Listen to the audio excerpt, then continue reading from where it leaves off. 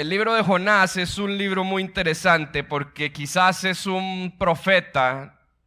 Quizás tal vez usted oye el nombre de Nahum, Oseas y Zacarías y usted dice, ¿quiénes serán esos? Pero tal vez Jonás sí es un nombre que usted ha escuchado.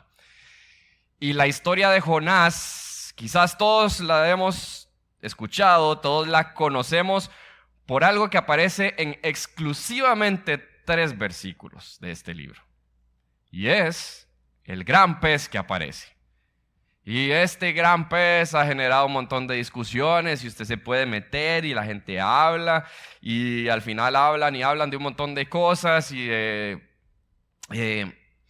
cosas que genera muchas veces discusiones vanas que no llevan a nada, como dice Pablo a Timoteo en una de sus cartas a Timoteo.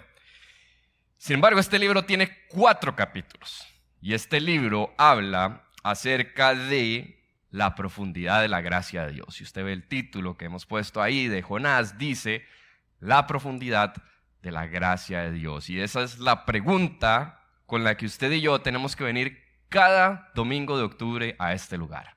Cuando nos acercamos a este texto, la pregunta es, ¿qué voy a aprender hoy acerca de la profundidad de la gracia de Dios? Y para dar un poquito de contexto, de nuevo, Jonás es considerado uno de los profetas. La mayoría de los estudiosos coinciden en que este es el profeta Jonás, hijo de Amitai, que se menciona en Segunda de Reyes capítulo 14, que era un profeta en los tiempos cuando Jeroboam era el rey de Israel. Y esto nos permite ver que esta es una historia que se desarrolla más o menos 780 años antes de Cristo.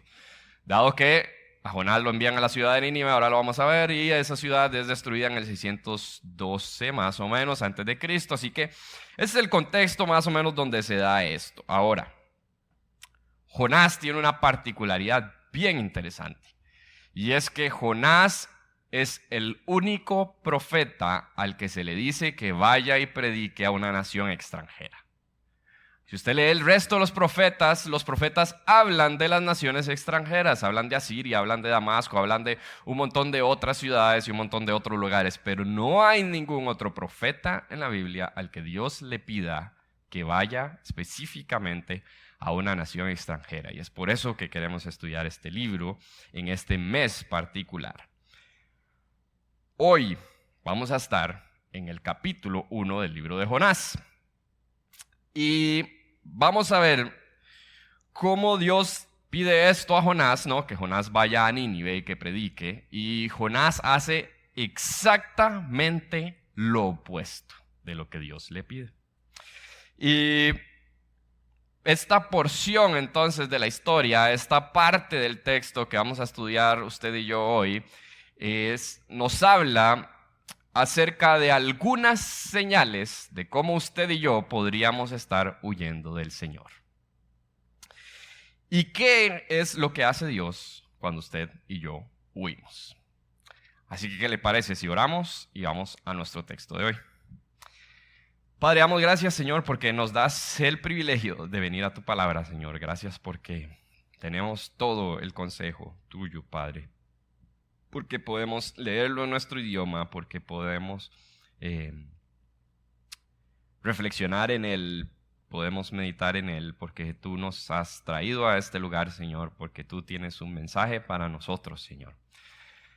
Gracias, Padre, porque tú eres bueno, gracias por tu misericordia, Señor, y te pedimos, Padre, que tú seas el que toque cada uno de los corazones que estamos aquí, Señor, tú seas el que llene con tu Espíritu Santo, el que transforme, el que haga esa hermosa obra, Señor, que tú quieras hacer en la vida de cada uno de nosotros, Padre, para que cada uno podamos unirnos a ti en misión en este mundo, Señor. Esto lo pedimos en el nombre de tu Hijo Jesús. Amén y amén.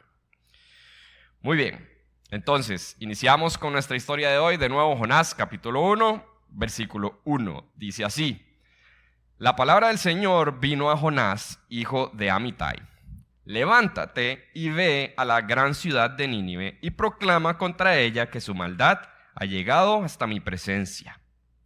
Pero Jonás huyó del Señor y se dirigió a Tarsis. bajó a Jope, donde encontró un barco que zarpaba rumbo a Tarsis, pagó su pasaje y se embarcó con los que iban a esa ciudad, huyendo así del Señor.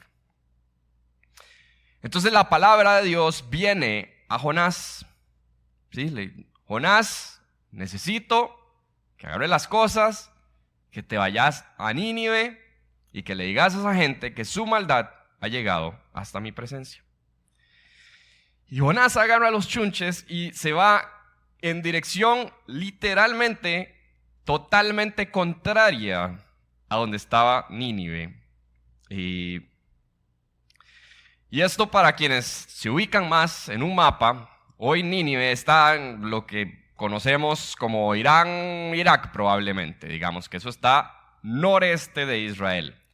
Y literalmente esto que está haciendo Jonás de bajar a Jope y de irse para Tarsis, Tarsis era la ciudad más al occidente conocida de ese mundo, es decir, lo que hoy sería el sur de España, porque recuerden que aquí no había llegado Cristóbal Colón, entonces nadie sabía que existíamos. Así que literalmente es la dirección completamente opuesta. Si ubicarse en un mapa quizás es más difícil para usted, tal vez esta analogía es más sencilla. Eso es como que Dios dijera ahí, Daniel, necesito que vayas a Managua a predicar y que yo literalmente agarre y me vaya ahí a Moín y agarre un barco que vaya para Tierra del Fuego en Argentina. Literalmente eso es lo que está haciendo Jonás aquí en este instante.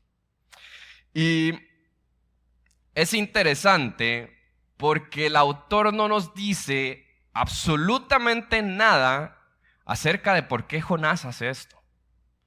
Note que nada más es Jonás, tenés que ir a Nínive, no sé qué, y Jonás se fue para el otro lado.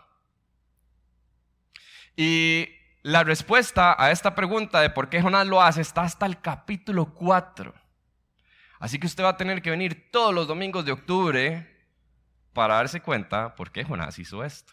Y Kevin nos dirá el último domingo de este mes por qué es que Jonás hizo eso. Ahora, hoy nuevamente nos vamos a concentrar en cuáles son esas señales de que usted y yo podamos estar huyendo de Dios. Y es que la primera de ellas es porque no queremos escuchar y o obedecer al Señor.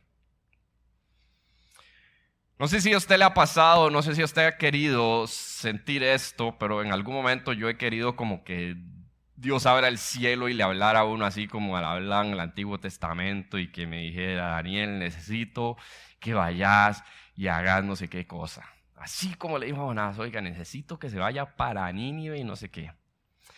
Y mientras que leía este texto, decía, bueno, Jonás podría estar volviéndolo a ver a uno más bien y diciéndole, oiga, pues usted tiene todo esto.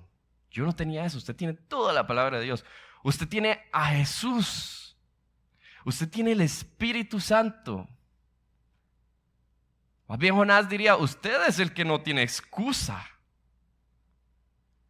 Pero a veces uno por la costumbre, porque, no sé, porque quiere algo diferente, entonces uno se pone como a pensar en esta cosa sobrenatural, pero la realidad es que usted y yo tenemos este consejo y a veces ni lo escuchamos ni le hacemos caso. Tal y como Jonás. Entonces la primera forma es no escucharlo. Sí, hay dos partes, no escuchar, no obedecer. La primera es no escuchar. Cuando hablo de no escuchar es, ni siquiera me preocupo por tener una relación con Dios. Ni siquiera me preocupo por tener un tiempo con Dios, por tener ese tiempo de oración, por tener ese tiempo donde yo vengo y leo mi Biblia. Es decir, estadísticamente, el 70% de las personas que estamos aquí, más o menos, no leemos nuestra Biblia.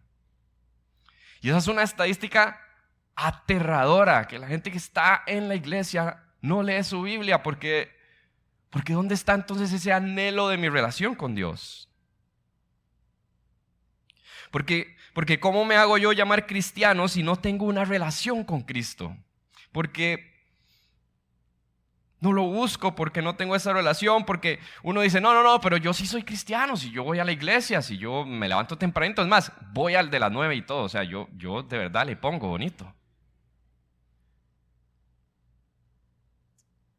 Pero yo veo a Dios diciendo, hey, si no me estás escuchando, estás huyendo de mí. Es así la palabra, es decir, si no me estás escuchando, estás huyendo de mí. No, yo no estoy huyendo de Dios jamás. Entonces, ¿por qué no queremos escucharlo? No, es que si usted viera mi vida y todas las cosas que yo tengo que hacer, yo estoy muy ocupado. La pregunta es, ¿ocupado con qué? ¿Qué es más importante en nuestra vida que escuchar a Dios? ¿Qué es lo que está robando el tiempo que yo debería dedicar a escuchar lo que Dios tiene para decirme? Esa es la pregunta. Y bueno, si usted está ahí y dice, bueno, no, yo sí leo la Biblia, checa, ahí voy bien, todavía no. Entonces se pone peor la cosa porque puede ser uno todavía más hipócrita. Y es que usted la lee, usted la escucha, pero usted no la obedece. Entonces nos jodimos peor, digamos, porque la estamos leyendo, pero no estamos haciendo lo que Dios quiere que hagamos. Es decir, de nuevo, vamos a hablar de los detalles de por qué Jonás no le hizo caso a Dios, pero fundamentalmente y en términos generales, Jonás no le hace caso a Dios porque no le gustó lo que oyó. Así de simple. De nuevo, más profundo y más detallado, pero no le gustó lo que oyó. Y la razón por la cual usted y yo no hacemos lo que Dios nos dice que vayamos y hagamos es porque no le creemos. Porque creemos que nosotros tenemos una mejor versión de cómo debería de hacerse algo específico. Si Dios dice, vayan y hagan discípulos a todas las naciones. Y dice, híjole, no, eso es para otros valientes. No, es que vean, es que ahorita, vea, yo tengo que terminar la carrera para ya entonces, ya ahora sí poder pensar en que, bueno, yo tengo que ir y hacer discípulos. No, es que bueno, los chiquillos están muy chiquitillos y entonces, bueno, es complicado, pero cuando ya estén más grandes, claro, nosotros ahí ya nos vamos a poner y vamos a hacer y etcétera. Y así cada quien puede tener su versión de la historia. ¿De en qué momento ya yo podría entonces pensar en ir y hacer lo que Dios dice en su palabra que todos los cristianos tenemos que hacer?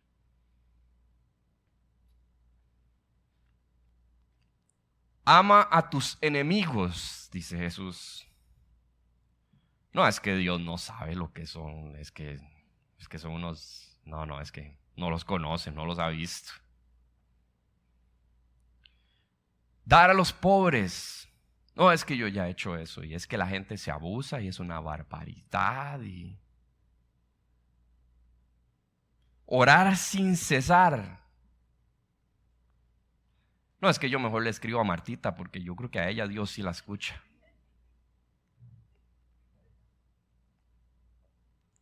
Eso es huir. Eso es usted y yo huyendo del Señor como Jonás. Si no estamos escuchando, si no estamos obedeciendo, lo que estamos haciendo es huyendo de nuestro Dios.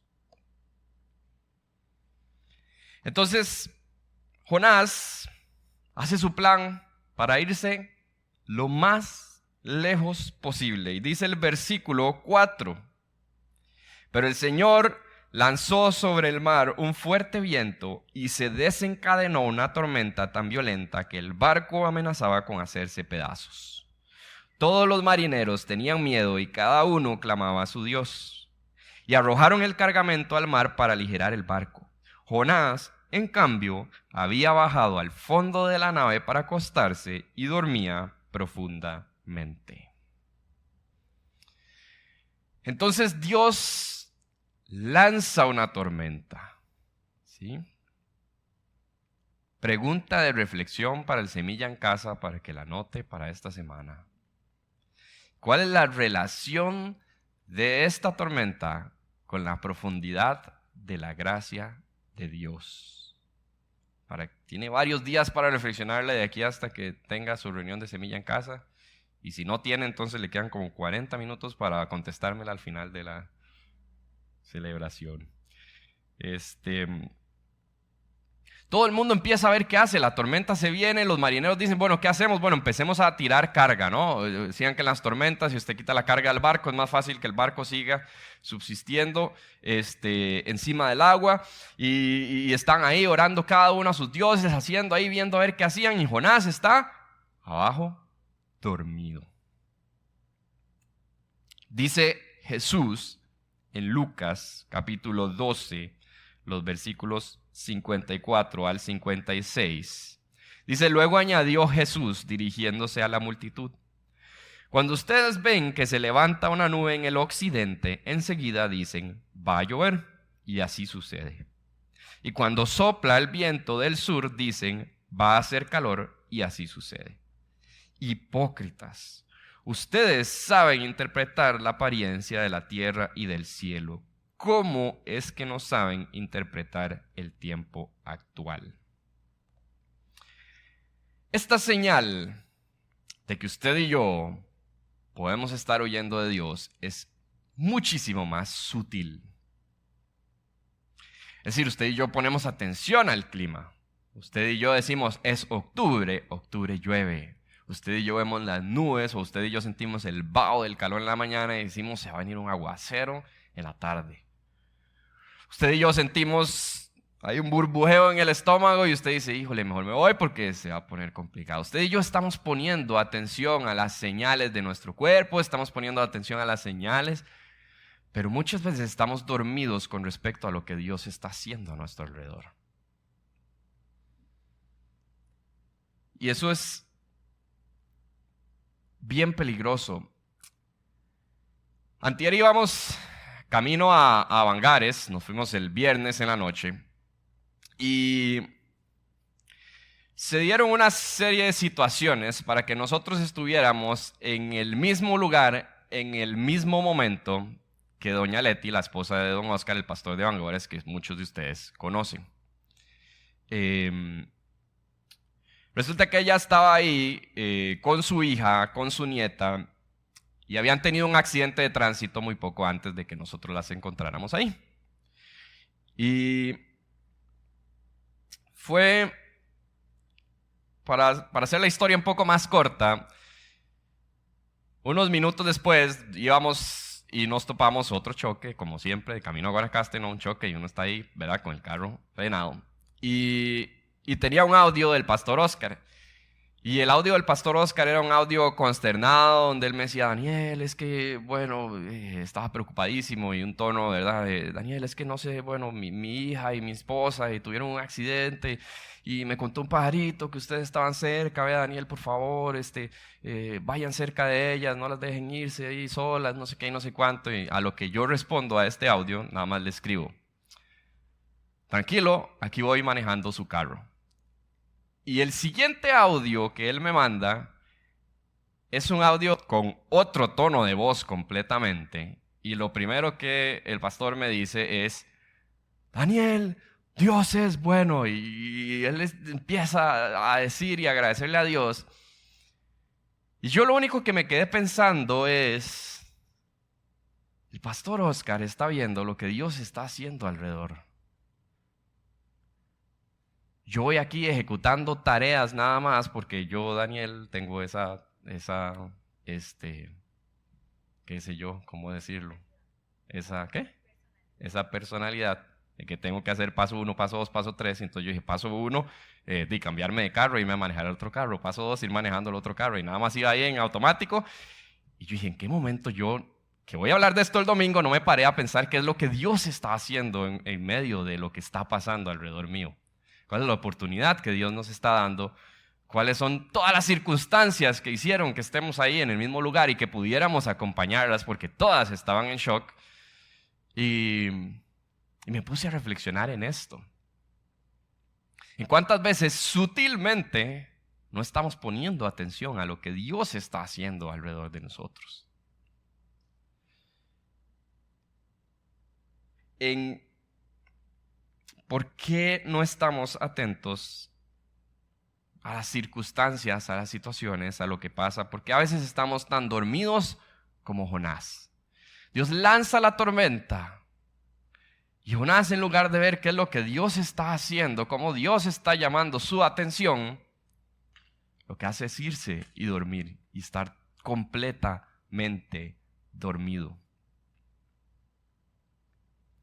Y yo digo, ¿cuál es la razón por la que esto nos pasa? ¿Cuál es la razón por la que yo no estoy viendo esto? Y es porque tengo otras cosas en mi cabeza más importantes que ver lo que Dios hace, porque me da pereza reflexionar, estar pensando, estar meditando en esto.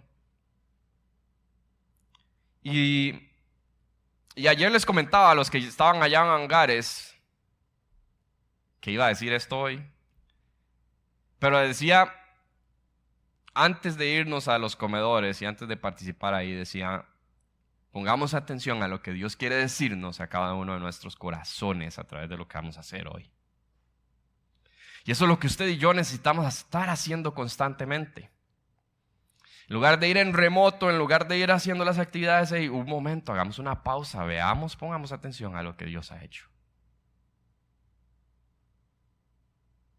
Pongamos atención a que el hecho de que abramos un servicio aquí a las 9 de la mañana nos ha permitido que gente que nunca había venido a Semilla pudiera venir porque no podía venir a las 11. Así de bueno es nuestro Dios, y a veces vamos ejecutando y a veces no nos damos cuenta y a veces no hacemos una pausa para reflexionar y para que Dios toque nuestros corazones, para que Dios los transforme. Y sutilmente huimos de Dios porque tenemos tantas cosas que hacer y que pensar que no podemos ver lo grande que es Él y no podemos detenernos para adorarle por la misericordia que ha tenido para con nosotros. Dice el versículo 6. El capitán del barco se le acercó y dijo: ¿cómo puedes estar durmiendo? Levántate, clama a tu Dios. Quizás tenga piedad de nosotros y no perezcamos. Los marineros, por su parte, se dijeron unos a otros: vamos, echemos suertes para averiguar quién tiene la culpa de que nos haya venido este desastre. Así lo hicieron y la suerte recayó en Jonás. Entonces preguntaron: dinos ahora, ¿quién es el responsable de causarnos este desastre? ¿A qué te dedicas? ¿De dónde vienes? ¿Cuál es tu país? ¿A qué pueblo perteneces? Soy hebreo y temo al Señor, Dios del cielo, que hizo el mar y la tierra firme, respondió. Al oír esto, los marineros se aterraron aún más, y como sabían que Jonás huía del Señor, pues él mismo lo había contado, le dijeron: ¿qué es lo que has hecho? Entonces la cosa se pone más intensa todavía, ¿sí? La tormenta sigue, ya ellos están desesperados, ya no saben qué hacer, y hacen algo que se hacía mucho en esa cultura, que era echar las suertes, y resulta que las suertes caen sobre Jonás. Entonces van ahí: ¿quién sos? ¿Qué es la cosa? ¿Qué fue lo que hiciste? ¿Por qué estamos en esta situación? Y Jonás responde con una descripción espectacular de quién es Dios.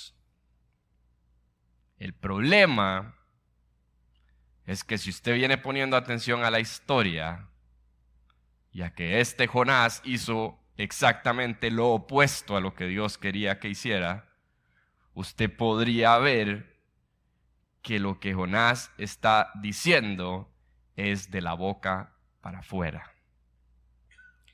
Isaías 29:13 dice: el Señor dice, este pueblo se acerca a mí con la boca y me honra con los labios, pero su corazón está lejos de mí. Su adoración es solo un mandamiento humano que le ha sido enseñado.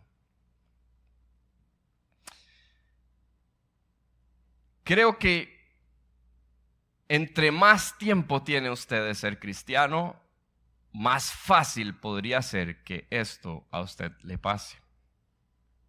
Porque Porque usted ya sabe lo que tiene que hacer, porque usted ya lo ha escuchado, porque usted sabe cuáles son las palabras correctas y conforme usted las va repitiendo más y más, podría convertirse en el hábito de que simplemente estoy diciendo algo, pero que mi corazón no lo está sintiendo.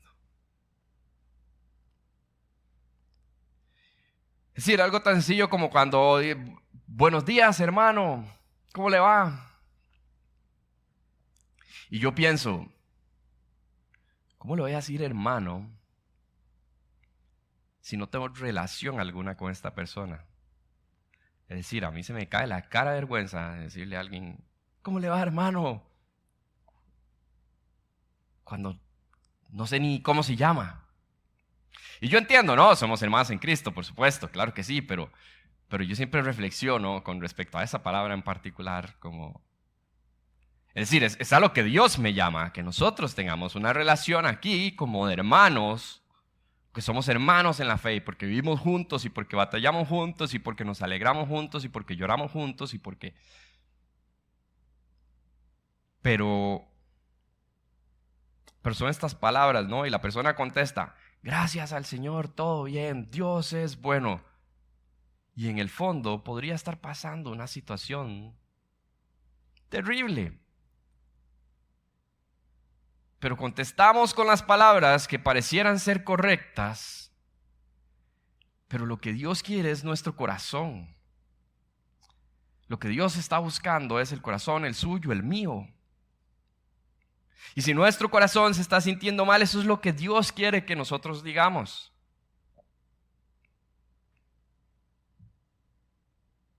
Si estoy sufriendo, eso es lo que Dios quiere ver. Si estoy alegre, pues también, pero es el corazón lo que Dios anda buscando.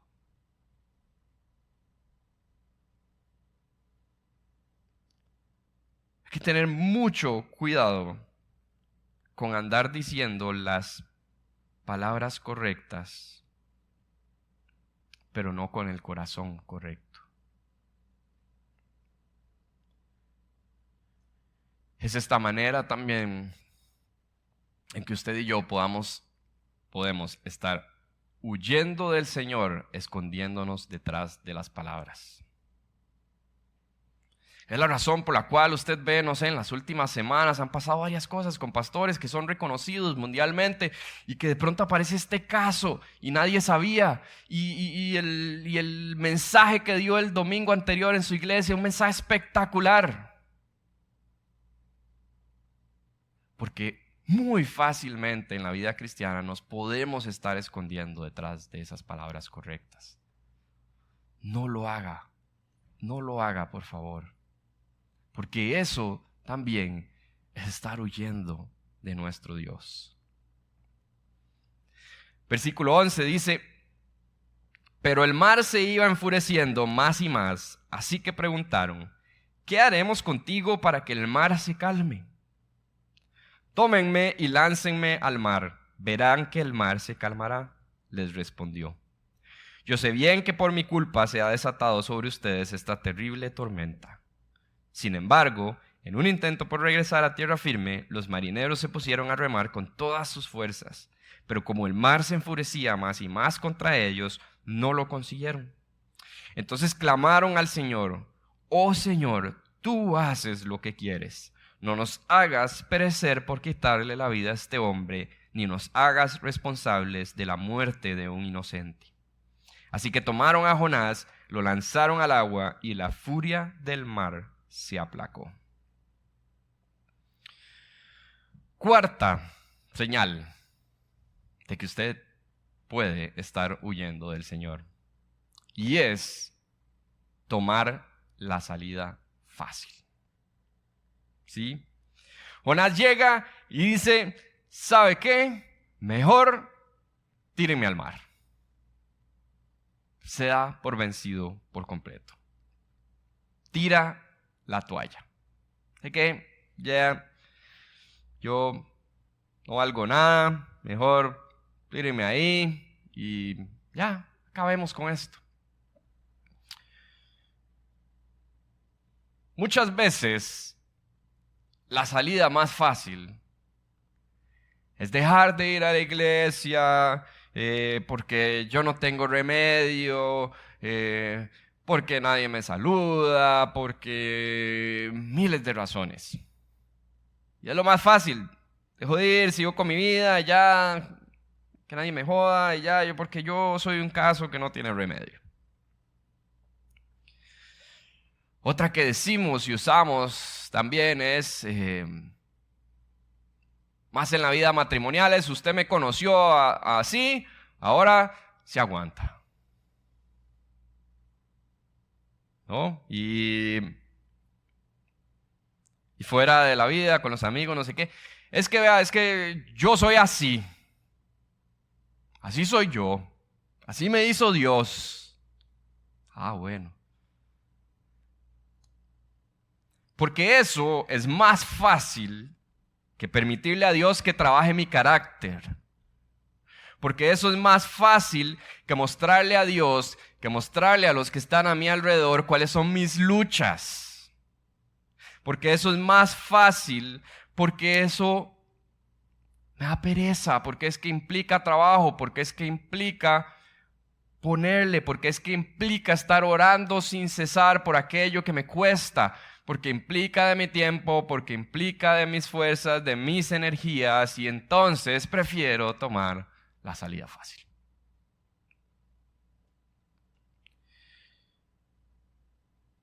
Porque implica humildad también. Porque puede ser que implique una tormenta para que Dios pueda trabajar en mi corazón. Entonces yo prefiero evitar eso. Y los marineros ahí están pulseándolo un poco más. Dice que remaron un poco más ahí intentando darle, pero bueno, llegaron al final, no se pudo. Y entonces, ¿qué hicieron? Digamos una oración como para que Dios no nos haga daño por la muerte de este hombre. Y luego hicieron tirado al hombre de la borda. Nuevamente, tomaron la salida fácil. Ahora, dos perspectivas con esto. Lo primero es una señal de que usted está oyendo con Dios, es la gente con la que usted busca asociarse, con la gente con la que usted busca juntarse. Es decir, cuando usted está oyendo de Dios, usted no quiere hablarle mucho al compita que le va a decir que vuelva a la iglesia, que leamos la Biblia, que leamos este libro juntos y que eso. ¿A quién es a los que usted busca si usted está oyendo de Dios?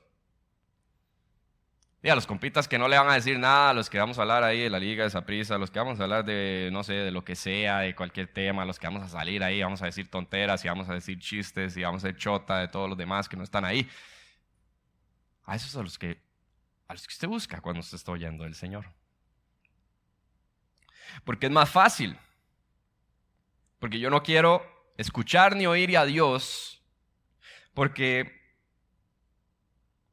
no quiero ver lo que hace en medio de mi vida, porque no quiero o porque quiero evitar el conflicto que esto pueda necesitar para yo resolver ese problema, para yo resolver eso que me está carcomiendo, para yo resolver eso que me está haciendo alejarme de Dios. Como dicen por ahí, parece chiste, pero es anécdota. Una y otra vez uno empieza a pensar, mira, ¿qué hizo tal persona? Mira, ¿por qué no volvió? Y son muchos los casos, y eso tiene que ser doloroso para nosotros. Eso no tiene que ser como, bueno, ahí lo tiramos al mar, ¿sabe qué? Y no quiso volver, tome ahí. No. Eso tiene que ser motivo de tristeza.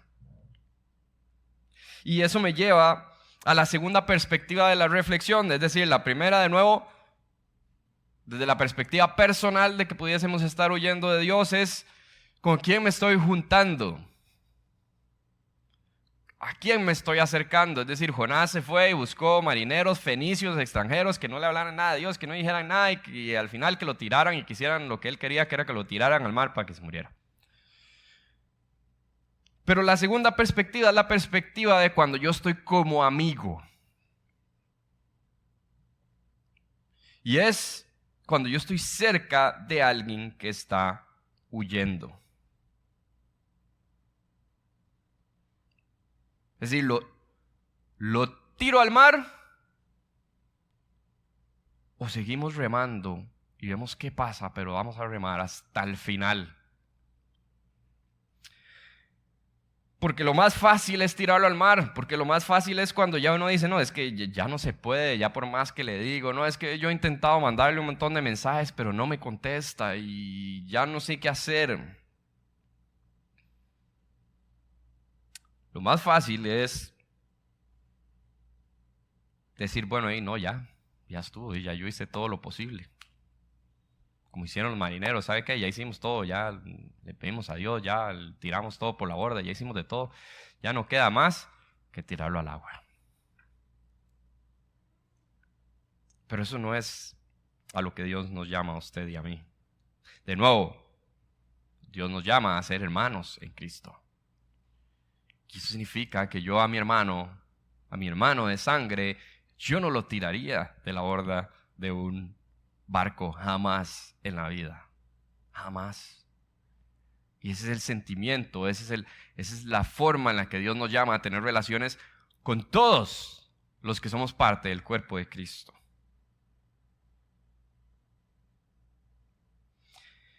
Y si esta mañana todas estas señales le han sido familiares, es porque todos luchamos como Jonás con huir de Dios. Cuando pienso en esto de los amigos, tengo un amigo, hermano del alma de hace 20 años, que todo el tiempo está pendiente de mí. Esta misma semana, hace como 3 meses, hace más de 3 meses, le conté algo muy sutilmente entre la conversación y esta semana me preguntó por eso que yo le había contado hace 3 meses, que era muy importante para mí, pero que desde hace 3 meses no se lo había mencionado y esta semana me escribió que había pasado con ese tema. Y yo ni siquiera le pregunté porque la otra semana cumpleaños y ni siquiera le pregunté qué íbamos a hacer para celebrar el cumpleaños. Y cada vez que yo veo esto yo me pregunto, no sé por qué todavía es amigo mío, ¿cómo hace para vivir conmigo? Porque es tan atento y a mí eso me cuesta un montón. A mí eso me cuesta un montón. Cuando yo veo esto del amigo, cuando yo veo esto del seguimiento, del estar cerca de las personas, es mucho más fácil tirar la toalla. Es mucho más fácil buscar las excusas de por qué no lo hice o de por qué no hago esto. Oiga, es que si usted viera mi vida es tan complicada, ¿no? Y usted le pregunta a todos y todos piensan que su vida es complicada. Independientemente de lo que hagan, independientemente de su situación de vida, todo el mundo piensa que su vida es complicada. Entonces yo me refugio en pensar que mi vida es complicada antes de hacer lo que Dios quiere que yo haga. Lo que dice su palabra. Antes de poner atención a lo que Dios está haciendo en medio de mi vida, en medio de las circunstancias que van ocurriendo. A poner atención, a no tirar la toalla, a no tomar la salida fácil, a no refugiarme detrás de las palabras que pudiesen parecer maravillosas, pero que no reflejan un corazón humilde que está buscando a Dios. ¿Sí? Así que si usted también lucha con alguna de estas señales, así que si usted también lucha con alguna de estas cosas, pues bienvenido al barco. Ahí vamos todos remando. Pero ojo cómo cierra este capítulo. Ojo lo que dice el versículo 16 y 17. Dice, al ver esto, se apoderó de ellos un profundo temor al Señor. Y le ofrecieron un sacrificio e hicieron promesas. El Señor, por su parte, dispuso un enorme pez para que se tragara a Jonás, quien pasó 3 días y 3 noches en su vientre. Esto es maravilloso para mí, cómo cierra este capítulo. Porque aún y cuando Jonás estaba huyendo del Señor, aún y cuando Jonás no quería ir a predicar a una nación extranjera, aún así Dios tocó los corazones de estos marineros extranjeros. Aún y con todo eso, Dios hizo lo que Dios quería hacer. Aun cuando Jonás huía de Dios y pidió que lo tiraran al mar a morir, aun y cuando los marineros tiraron la toalla y tiraron a Jonás al mar, aún ahí Dios envió un gran pez. Ojo, la profundidad de la gracia de Dios. Que nadie ahí estaba haciendo lo que Dios quería que se hiciera y aún así estaba Dios obrando ahí. Aún estaba su misericordia ahí persiguiendo a Jonás. No que una tormenta, no que el pez y eso, y debe ser incomodísimo ahí estar ahí. No.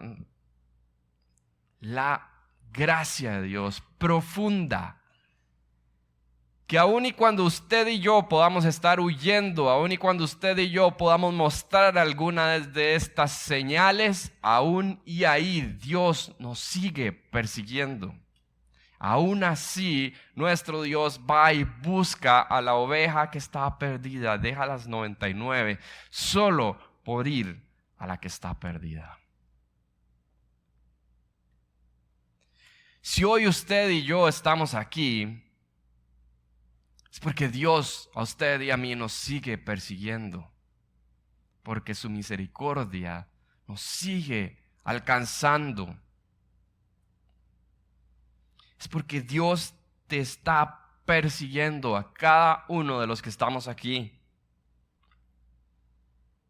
Te persigue porque quiere que te arrepientas. Eso es lo que Dios quiere. Porque quiere que crezcas a la estatura del varón perfecto que es Cristo Jesús.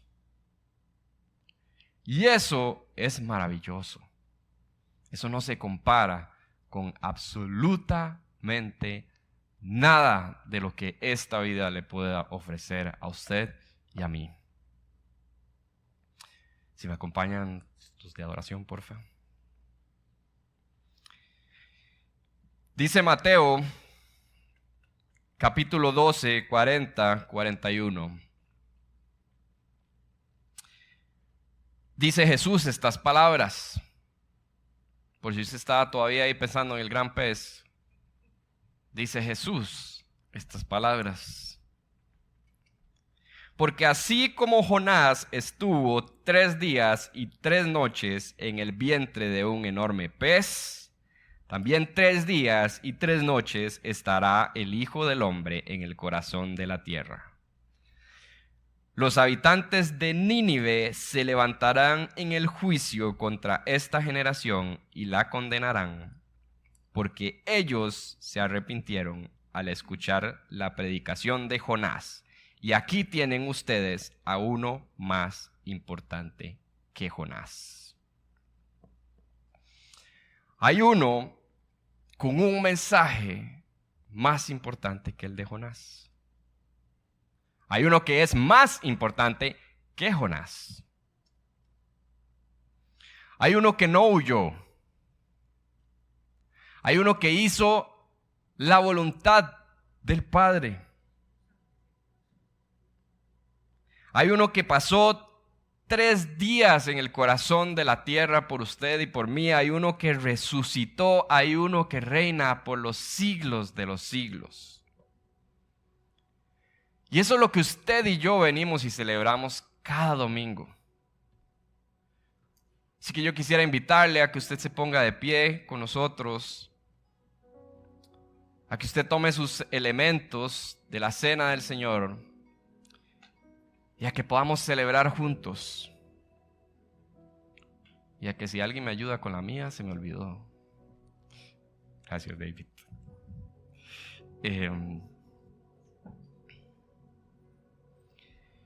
Jesús es más grande. Jesús es más poderoso. Esos 3 días, esas 3 noches, ese tiempo que Jonás pasó ahí. La próxima semana vamos a ver qué es lo que pasa en el corazón de Jonás mientras pasó ahí. Pero nuevamente, el Señor nos persigue. El Señor nos busca. El Señor se sacrificó por cada uno de nosotros. Mientras que usted y yo estábamos huyendo del Señor, mientras que usted y yo continuamos luchando en nuestro día a día, mostrando señales de que podamos estar huyendo de una u otra forma del Señor, ahí sigue el Señor persiguiéndonos, ahí sigue el Señor perdonándonos, ahí sigue el Señor buscándonos. Y aún así, aún usted y yo huyendo, aún usted y yo haciendo todas estas cosas, aún así Él envió a su Hijo a morir en una cruz por usted y por mí. Aún y así. Porque Él ya sabía que usted y yo no podíamos ser perfectos.